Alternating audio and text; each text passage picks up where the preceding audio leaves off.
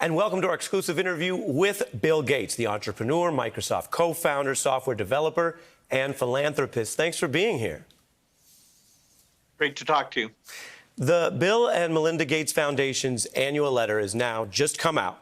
You both write about how this pandemic, in your view, will be as defining as World War II. What are the key steps to take right now? Well, we have to do two things at once. We have to bring this epidemic to an end, primarily by getting the vaccine out in large numbers to the entire world. And we have to make sure that we're ready because there will be another pandemic. And there's so many lessons about how we weren't prepared, how we should have handled things differently. And, you know, when that's clearly in our mind, those investments need to be made. You mentioned being ready for the next time. And you warned about this last time. Let's take a brief look at a 2015 warning you issued. If anything kills over 10 million people in the next few decades, it's most likely to be a highly infectious virus. If we start now, we can be ready for the next epidemic. How ready was the world for this, say on a scale of 1 to 10, and how about the U.S.? The U.S. gets a low score because the understanding of how to get diagnostics up to scale early to stop the exponential spread, you know, if that had been done well, we would have been more like an Australia or a South Korea, where the death toll is less than a tenth of the tragic situation in the United States. So we made mistakes before the epidemic in not investing more. And then during the epidemic, we also made mistakes. There's one category we did well, which was getting R&D money out to the vaccine companies. The U.S. was the biggest at that. And so at least, you know, in that one area where we've set a model for the world. You're very specific in your work and the letter about what should come next. You talk about a global alert system, infectious disease first responders, and germ games. Walk us through what some of that looks like and whether you think international organizations and the Biden administration can do more on that now. Well, the great thing is that the tens of billions required for all that preparedness, it's the insurance policy that avoids you losing tens of trillions like we are globally right now. And so it's quite a bargain, even if you only look at what it can do to help during a pandemic. But those investments can also help us improve health on a much broader basis. So the mRNA vaccine can be used for TB and HIV. You know, we're very excited about that. And we've been funding mRNA for over 10 years, and now it's, you know, accelerated its development. And getting those early warning systems in, that'll improve health all over the world. So this time, I think people will pay attention. Your letter also goes really through a whole bunch of influences, from the movie Contagion to Winston Churchill to you and your wife's interest in confronting systemic racism and structural racism. And you write that pandemics, quote, exploit pre-existing inequalities. And you're working and doing funding with historically black colleges on testing. Walk us through, what does this mean? Why does it happen this way? Does it have to be this way? And how do you fix it? Well, it's pretty stunning that the infection rate and death rate in minorities has been over twice as high. And that really wouldn't have been expected. In fact, we need to understand it a lot better. You know, it's partly multi-generational households. It's partly job occupation. You know, it may have been the ability to communicate health messages in to those households. I'm stunned at that. Sadly, I'm not stunned with the idea that the inner city schools were the least prepared with internet connections and training in order to do online education. And so the gap between the suburban schools and the inner city schools, which was already very large and a terrible inequity, it's been more dramatic in this last year than ever. And so we've got to reinvest in those schools, taking some of the good things we've learned about how we can use online tools, but helping those kids catch up. You know, Mr. Gates, trying to warn about pandemics and then protect people's lives during them doesn't sound that controversial. But as you know, and I think some of our viewers know, you have a lot of critics, including, for example, here's a Fox News host who is attacking you for advocating contact tracing in April. Take a look.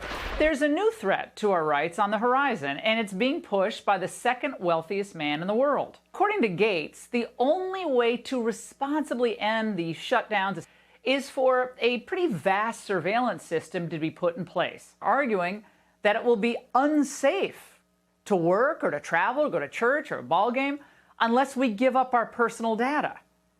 Well, I haven't seen the scientific proof for any of that. Is that a fair assessment of what you're trying to do, and what's your response? Well, contact tracing was incredibly beneficial in places like South Korea. And, you know, we'd have hundreds of thousands of people alive today in the U.S. if we had done that. The data, you don't actually have to give up your personal data. That's not a fair way of describing it. You know, some societies really chose to make that work. Sadly, because of our mistakes in diagnostics, our numbers got so large that even the states that made an effort, the benefits of the contact tracing wasn't gigantic. So it's really as you get down in, you know, lower infection rates, you know, like 3-4%, then the contact tracing helps drive that down even lower. When you look at that kind of disagreement or attack, do you see it as just ignorant or also malicious? Because there's a lot on the internet, the stuff that's not true, we're not giving airtime to, but that tries to rope you into something. Yeah, so both myself and Dr. Fauci have featured in conspiracy theories. You know, like one says that Dr. Fauci's trying to make money off of these vaccines and various negative things about me. You know, you're encouraging people not to trust the advice on masks or taking the vaccine, and that could be damaging. It's a new phenomena. I don't know, you know, will it hurt the vaccine uptake where everyone who takes the vaccine is not just protecting themselves, but reducing their transmission to other people and allowing society to get back to normal? You know, so it's a completely unexpected phenomena. And, you know, sadly, a lot of it's based on false information. Yeah, just one follow-up on that, which is you're known to be both effective and an optimist. What do you say to people who look at this and feel like scientists, experts, and you warned and gave the public information, and by your own assessment today, it still didn't go very well according to the government policies in charge, and you're out here still working on it? What do you say to people who are pessimistic about either failure or incompetence and lies winning out? Well, whenever you make mistakes, you have to learn from them. And the U.S. has so much talent, so much ability to get things right, so much ability to lead the world and help. You know, almost every infectious disease event of the last 100 years, the U.S. Played a very strong role. The CDC is the most respected health organization. In this one, we didn't set a good example, and we even withdrew from the WHO. So, you know, it wasn't our finest hour, but I remain optimistic, and I look at the new team that's engaged, you know, looking at the science, being willing to deliver the bad news that the next few months are going to continue to be tough. And, you know, I feel great that we're correcting some of the mistakes that were made. You mentioned the new team. Was President Biden right to rejoin the WHO? And have you spoken to him recently, or will you? I spoke to him, Melinda and I, soon after the election, and the pandemic was definitely one of the key topics there. And we're thrilled that he's rejoined the WHO, because that's where you share best practices. That's where you make sure the numbers are there to see what's going on. For example, understanding these variants that are a bit scary because they are more transmissive, and we'll get data soon on whether the vaccines are slightly less effective or not. And so, yes, it's kind of a common sense move to bring the world together because it's us versus the disease. And every one of these vaccines involved scientists in many countries, and the trials were done in many countries. No country alone could possibly deal with this. In the letter, you discuss how so many people are struggling, so many people grieving because of COVID, and you yourself discuss not even being able to gather in person for your father when he died in September. He was famously proud of you, and people like myself from Seattle know about his work and yours. And I did just want to play a little bit of him, if you don't mind us showing this. Right. Let me introduce Bill Gates, the largest philanthropist in the history of the world. How do you feel when you're able to introduce him at something? There are no words to describe it. How much pride can you have? Whatever the highest number is, that's where I am. Your reflections and what he taught you? Well, my dad both, set a good example, and was always willing to tell me when he thought I should do better. He personally, with Patty Stonecipher, helped create the foundation while I was still full-time at Microsoft, and so his integrity really set the culture of that organization. My dad's example is one that I'll never match, but he made so much difference, and he was always cheering me on. Loved the fact he was involved, and so it's sad. He lived a great life. He was 94 when he died, and so we did have to limit that getting together and sharing our thoughts and our grief. But no one's ever been luckier in terms of who their dad was. He worked with you and your family on really beginning to think about and give away so much of the wealth you created, which was because you were really good at business, among other things. I have a very simple question for you, Mr. Gates. When we look at the 4 largest companies in America, we have Microsoft, Alphabet, Amazon, and Apple. Why are they all tech companies? I'm biased. I think technology has done amazing things. Obviously, it's, we've got to have rules about it, but wow, the magic of software, the internet, the ability to look at data, let scientists collaborate, technology has done some phenomenal things. And so, my whole life I've been evangelizing that, let's take advantage of it to improve education, to improve health. There's a lot more to be done, but there's a lot of amazing work those companies are responsible for. And up until my foundation work, that was my whole focus was that work, and it continues. Yeah, you were celebrated for it. The company famously took heat for it. I'm curious, as we look out today, the government definitely went at Microsoft for alleged anti-competitive behavior. We're not here to relitigate all that today. But there's a lot of informed people who look at the big tech companies today and think they're not getting it as hard as you did. Do you think today's CEOs know how lucky they may be, and will that change? Well, I think as you go forward, there are a lot of questions. Microsoft wasn't in the social media business, where issues about political things and conspiracies and how should you draw the line on what's on there. The tech companies are so important now. It's not surprising that the governments are looking at competition, interoperability, so there are lessons, there are things that Microsoft learned as we interface with the government. I hope the others go back and look at how that all went. But it makes sense for government to care a lot about the central role of technology and making sure that we get more of the good and less of the bad. That brings us to something that I really want to ask you about. I have a hunch you may not want to answer it much, but you're so influential in these areas, I'm going to try anyway. And that is the power of these social media companies to publish or delist and ban people is huge. And as you know, the original concern hundreds of years ago was that the government would disappear speech. There are a lot of people, especially young people, who are more concerned about where they are online than anything the federal government might do. Are you at all concerned when tech companies can make basically unchecked decisions to take people off their platforms, that they might get the call right a lot, but then not? Any advice or thoughts on that? There's clearly trade-offs involved where, false information, that, causes riots or people not to trust medicines or rewrites, history like Holocaust denial.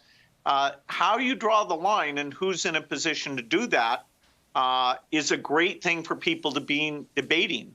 I haven't seen a great solution where you draw the line in a way that everybody feels comfortable with who's doing the interpretation and how it works. There's been a lot of bad stuff on social media, and I'm glad at least some of that is being held back. As you say, you might go too far, but my tech career is largely over now. I'm a champion for health, and this next generation's got to solve this problem. Yeah, understood. You've always been your own boss, but you also have a little bit of a style that is sometimes called being boss. The difference being, as you know, not whether you're technically the boss, but whether you have that confidence. And we were looking through the archives, and we found a great example of this, a young Mr. Gates explaining his outlook. Take a look. You see yourself working for somebody else? I never have. Can you see it? Well, in the sense that we work together, but answering to a boss. I'm used to having a company where the ideas that I have are something that I can easily pursue. So I think it'd be a tough transition. How important was your confidence in addition to your innovation in your career? Well, certainly when I was young, I had the brashness of youth to pursue ideas that seemed crazy at the time. A computer on every desk in every home, the central role of software, and I turned out that those beliefs really worked out very well, and that's why I have the wealth that now goes to the foundation and is there to try and provide healthy lives even in the poorest countries. So I'm lucky. My interests, my personality, my timing all came together. So the Microsoft fortune, is now being given away as best as Melinda and I can. Before we lose you, I got to ask you about your role in music and culture. I read that you and Melinda like Willie Nelson and The Sound of Music, but the genre where you are cited most is hip-hop. Over 125 songs cite you, Mr. Gates, including Lil Wayne's Bill Gates and Rick Ross's Bill Gates. And the common theme here is a lot of rappers from humble roots say they're inspired by both your work ethic and your success. I wanted to ask you about just 3 of them where you could tell us whether, yes, they got it accurate, or maybe, no, they're a little off. And the first is from Andre 3000. And he says what he likes about you is that you do not show off your wealth. He says Bill Gates don't dangle diamonds in your face when he Microsoft in the place. Accurate or no? Well, lyrics aren't, the ultimate full description of people. I kind of doubt. I'm very lucky. I sometimes, fly in a plane. I have, I don't have to worry about whether I'm going to have enough money for things like kids' education. So, I hope I'm taking some responsibility for the lucky position I am in by giving my time to the foundation. But Andre seems to like that he doesn't think you're showy. Well, I'll try to live up to that. I don't try to be showy. Here's one about tax policy. This is from young New York rapper Joey Badass. He says, just had to pay like 60 stacks in taxes. Why they take a piece of my assets? Does Bill Gates have these same fees? Please, I need the answers. Is it accurate? Do some wealthy people avoid their fair share? I paid over $10 billion in taxes, and I think you could have a progressive tax system where people in my position would have paid more. Obviously, you can go to an extreme where you hurt the incentives, but the U.S. is far short of that. And on my Gates notes, you can see some thoughts about making U.S. taxes more progressive. But I'm just one voter in that question. And then finally, I'd love to do a lightning round where I say a word to you and you give us your thoughts in a sentence or a word, and people can see you're concise, so I don't think this will be hard for you. In a word or a sentence, 2020. Recovery. 2021. Normalcy. Your microwave dinners that we've heard about.